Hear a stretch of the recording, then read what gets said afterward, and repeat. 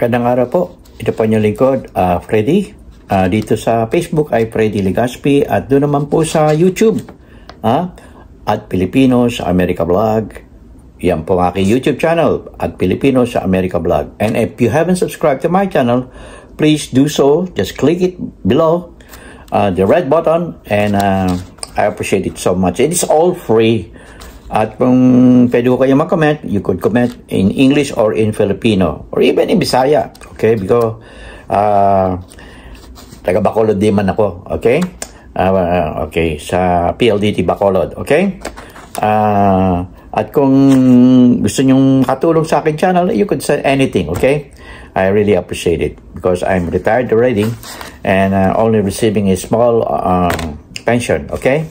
Small pension, and I'm still waiting for it. So many are coming. I don't know when it will come. Okay. In the meantime, I'm just living here with my daughter, and it's only temporary. Okay. And I hope that you are going to support my channel. Thank you very much, guys. Thank you very much. Now, ito yung ating topic for today. We are mga dabber cards. Ang TVJ ang mas pinanonood ng maraming Pilipino diyan sa Pilipinas, maging sa free TV, yung may antena. At mas marami sa social media, sa Facebook and YouTube. Kasi may mga live dyan eh. Yan. Kasi kahit saan pwede mo panoorin yan. Kahit saan nasa kotse ka, kahit nasa ang lugar ka, as long na merong wifi or may signal, pwede mong panoorin ang TVJ. Oh?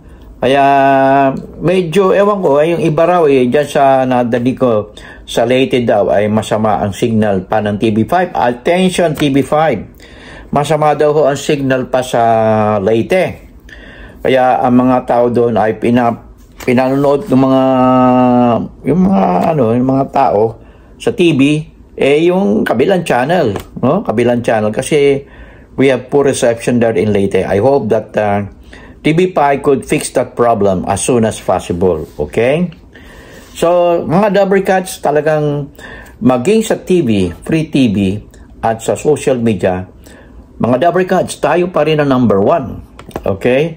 Number 1. Kasi ako nanood halos maiyak ko sa tawa Ay naku, ito po ay mabuti sa mga may sakit.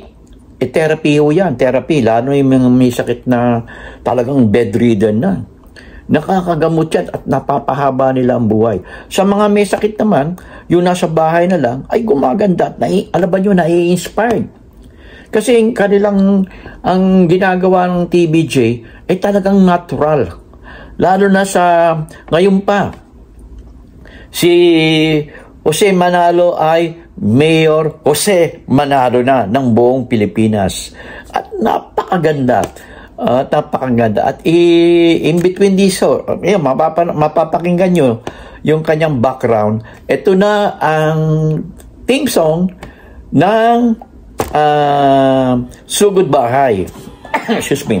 Ito po ay kinompose nila. At malayo do sa kabilang channel yung kanilang kinompose na theme, kasi hindi na pwedeng gamitin yung hindi na pwedeng gamitin yung copyright ni Tito Vic and Joey yung kanilang theme song kaya hindi na magamit yun, kaya gumawa sila ng iba, pero malayo pa rin, walang kalatoy-latoy.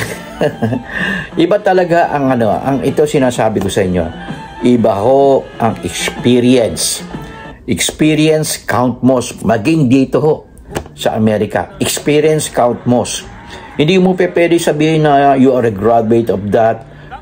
No, it's still experience count most. You have to ask. You have to work first for a long time before you got those experience.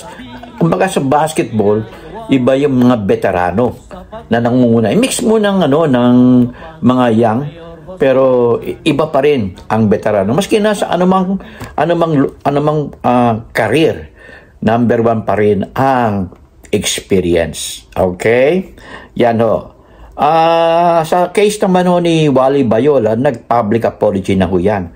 yan ay si Wally Bayola ay professional and accept mistake, error, man enough to face that those mistake that he did, although intentionally, kasi siguro napatid yung tao o naapakan, napamura. Ako man, ganun din ang nangyayari minsan. Ayoko magmura, pero minsan pag masakit na, nakakasanayan mo na yan eh. Pero iba yung nagmumura na intentional. Ganyan ho. Yan ang okay. Sa mga followers ko, supporters, subscriber, thank you very much for continued support. And at yung mga content na, kasi itong mga TV show na to, Noon Time TV show, is more than working for 2 hours. Maraming kailangan guts dyan. Hindi ka mauubusan ng content. Kasi 2 hours of just walang script. Walang script yan. Walang script. Yan o, katulad ito. Although ito ay pwede kong i-edit, pero kung pwede rin ako mag-live, walang script yun. Walang script. Ang ginagawa lang namin dito ay meron lang kaming outline. And you could think of 1,000 things in your outline. Okay? We call it in public speaking, we call it what they call it in the public speaking, okay? Without preparation.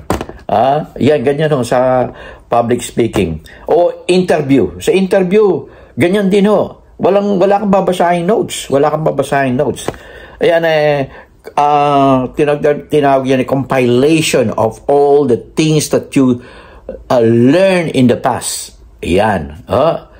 We call it public speaking. I forgot this. I'm sorry, okay?